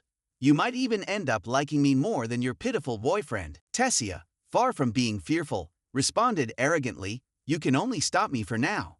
Why haven't you killed me immediately? It must mean I'm not your target. You used a similar drug to kill Manhwa just to track me down. All those targets were just to lure Alpha out, right?" Angered, he retorted, "Shut up. What do you know?" He forcefully threw her to the ground. Despite the pain, she continued defiantly, "I understand your insecurities well, which only elevate me further." He slapped her across the face and said, "Not killing you doesn't mean I won't harm you." Tessia replied firmly, "Good," and grabbed his wrists with both hands, asserting, "I don't need your mercy either." Surprised, he asked, "What's this?" Then Tessia flung him away. She struggled to stand, telling herself she needed to stand firm and not let him use her as a pawn. He yelled angrily, "Fine," and approached her again, saying, "I can't let you use that magic of yours to kill yourself, so either wear this bracelet or I'll let it corrode your skin. He forcefully put the bracelet on her hand, grabbed her hair, and dragged her towards the inner grounds of the academy. In pain and helpless, Tessia couldn't move. She desperately needed to escape as all the students and professors in the academy were under attack by monstrous creatures. Some students ran away while others fought back. Amidst the chaos, suddenly a voice rang out, "Oh, human students, raise your hands and swear allegiance to us. If you do, these beasts will no longer attack you." "All you fairies," continued the voice, "and all the professors of the academy, hear me. My pets will not bite you anymore. So you little dwarves, don't resist us anymore. Otherwise, we will destroy your mana cores, and you will depart peacefully." Altho's friend hid behind a corner, observing and pondering. Why did Principal Goodsky let things go so wrong like this? Suddenly, a girl's cry for help rang out. "Help! Someone help me!" Altho's friend was surprised to discover even the professors of the dark cult involved. Enraged, he rushed forward, shouting, "Let her go!" Ignoring his words, the professor aimed his magical staff towards him, threatening, "If you value your life, get out of here now." Just then, Curtis, a member of the disciplinary committee, timely appeared and rescued the girl from the professor's grip. Curtis explained that she was under his protection as a summoned beast pact. Seeing this, Altho's friend was about to attack the professor but realized it was futile as the professor chose to flee. Curtis advised the girl to run to the training base where some trustworthy professors could ensure her safety. She hurried there, expressing her gratitude for rescuing her from danger. Altho's friend approached Curtis joyously, saying, "Well done, Curtis. Are you all right? And what about the other members of the disciplinary committee?" Curtis reassured him, "Most of us are fine and dividing into different directions to assist everyone. However, Dora, Drea, and Faye." Altho's friend anxiously interrupted, "What happened to them?" Curtis sadly recounted, "They fell into a trap set by the dark cultists. The cultists stay behind to hinder us and let them escape." When asked about Altho and Tessia, Curtis mentioned thankfully that they hadn't returned to the academy yet, and the student council was also safe. He added, only Lilia and Claire were separated. Relieved, Altho's friend sighed and asked, "So what should we do now?" "I'm not sure what to do at this moment," Curtis admitted. "Perhaps we should wait for reinforcements to arrive and even consider summoning the lances." Suddenly, a thunderous sound shook them both, forcing them to cover their ears. The voice echoed throughout the academy, addressing all students and professors. "Listen up, everyone. My pets will no longer attack you. Behave and head towards the clock tower. It's time to commence the final ritual, and I'm certain none of you would want to miss this moment." The parents of students attending the academy gathered anxiously at the gate, asking, "What's going on? I can't reach my daughter. Why can't we get inside?" They heard these words from the man standing there, blocking their entry. "Please stay back from the barrier for their safety. Our mages are trying to gain access inside. Stay calm." Another man spoke to his companion, teeth gritted in concern. "Update on the situation. Both our Mage Guild and Mechanic Guild have never encountered a barrier like this before. Its structure is completely different from our usual warding methods." The man listened to the reply and sighed, saying, "I don't care what it is. Can you break it?" He worriedly responded, "It's impenetrable with what we have. I've contacted the Mechanic Guild branch in the city to send a stronger drill, but it seems they are facing trouble there too. Perhaps we could request assistance from a lance. Surely they could break this barrier." "Do you think we haven't tried that?" retorted the man, exasperated. "All the lances are currently dealing with crises across the continent. This seems to be part of a comprehensive siege." Fearful of complicating the situation further for the parents, the man quickly covered his student's mouth, saying, "Do you want things to get even more chaotic right now?" Despite the pain, he continued, "Regardless, our guilds are spreading out to find weak points in the barrier. It will take time, but we will break through." The man glanced back at the academy, surrounded by the barrier, and fretted, "I just hope we don't take too long." Curtis sat atop his covenant beast, with his companion, Eleugia, following closely. He requested permission to pass through, where other students were gathered, tending to their wounds. Curtis instructed Liugia to wait there as he went off to locate the remaining members of the disciplinary committee. Liugia looked around helplessly, cursing under his breath at how this could have happened. The students demanded to be released, shouting, "Let us go! Let us go!" Another loud sound reverberated, and they expressed their gratitude to those who had arrived. The leader appeared, holding a dark bag from which red liquid dripped. The infuriated students demanded their release, pounding on the barrier relentlessly. The leader scoffed, "You think you can escape this?" He laughed arrogantly, mocking their ignorance of the severity of their situation. He reached into the bag, suggesting, "Maybe this will help," before tossing something spherical towards the students. To their horror, it was a human head staring right at them, prompting unified screams of fear. Liugia was shocked to the point of feeling nauseous. "No, that can't be her, can it?" Fei, witnessing this, erupted in rage, shouting insults at the leader and charging forward. He struck the barrier with all his might, attempting to break through. Despite his efforts, Doradria, overwhelmed with pain and grief over the loss of his teammate, cried out, challenging the leader to face him in combat. The leader taunted, pointing at himself, "Me, cowardly." He then removed his mask, revealing half of his face as he sneered, "This weakling, huh? So it's you." Before Fei could finish his retort, the leader grabbed his arm and flung him aside. Fei quickly rose to his feet, ready to engage in a brawl. "You'll regret this," he shouted defiantly, as nearby students remarked that not even the professors could contain such a tumultuous scene. Indeed, contrary to everyone's expectations, the leader had subdued him, leaving Fei sprawled on the ground. The leader stepped on his face with disdain, asserting, "This is all you're worth." He then declared, "This is how it will be. I'm ready to give you what you want." Fei was injured to the point of bleeding profusely. "Hey," he said, "you've got a bit of blood on your face there. Let me help you with that." With a flick of his hand, flames erupted, causing him to scream in agony. Seeing this, he chuckled, "Ah, that's clean and beautiful, isn't it? Don't worry, he's still alive." Now let's proceed with the main event. The other students, horrified by what they witnessed, were then led inside by the dark-clad figures. Those captured were chained with yellow ropes around their necks, much to the delight of their captors. As they were dragged away, laughter echoed. Unable to believe his eyes, the sinister companion questioned his own vision. Behind this crowd was Lucas, gripping Princess Tessia's hair and dragging her inside, covered in wounds. Curtis, witnessing all this unfold before him, became infuriated. He was about to charge forward, but Claire embraced him tightly, restraining him. She covered his mouth and pleaded, "Please, Curtis, don't ignore me. You can't act like this." Curtis, in pain and gritting his teeth, replied, "I'll kill him." Claire continued to plead, trying to hold him back. "Please, just wait. Don't act impulsively like this. We can't afford to lose you too." Frustrated, he pushed her away and asked impatiently, "So, are we just supposed to wait while he kills those two?"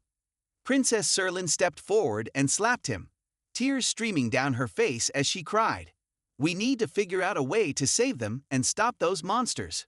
We need a plan to protect everyone here. But we can't do anything if you keep going on like this, or if you die." Her words brought tears to his eyes, and he reluctantly agreed. Another student raised their hand and pointed towards him, saying, "Look over there." Everyone turned to see Princess Tessia. The four-eyed friend wondered why she was there when she shouldn't have been in the school. Why was she there? He felt immense pain and helplessness, unable to do anything. "That scum over there is starting to speak," he said. "Now it seems like we've got everyone's attention, so I'll begin by introducing myself. As I mentioned earlier, my name is Drenive, and I'm here to save all of you.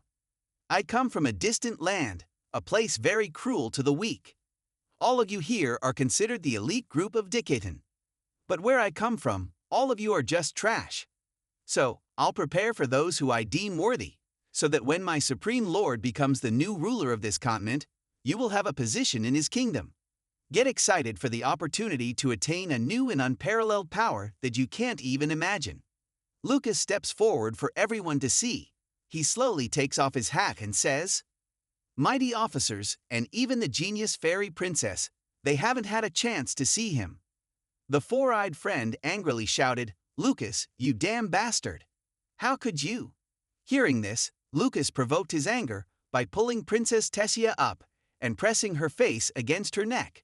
The friend became so angry that everyone around him didn't understand what had happened. "What happened to me? Stop please, it hurts too much, I'm scared." At this point, seeing his friend using his own technique, with a purple aura around, he bravely escaped the boundary and fought the monsters. Feeling nothing like this at all, who am I? Seeing that, the others rushed forward to attack him, but they were stopped by their leader. Thinking it's okay as long as he kills Lucas, he vigorously attacks Lucas, causing him considerable pain, almost. But perhaps because he used all his strength to attack Lucas, he was bleeding and his body weakened. The leader came out and supported him. At this point, he feels his body is very painful and asks himself, "Although where are you now?"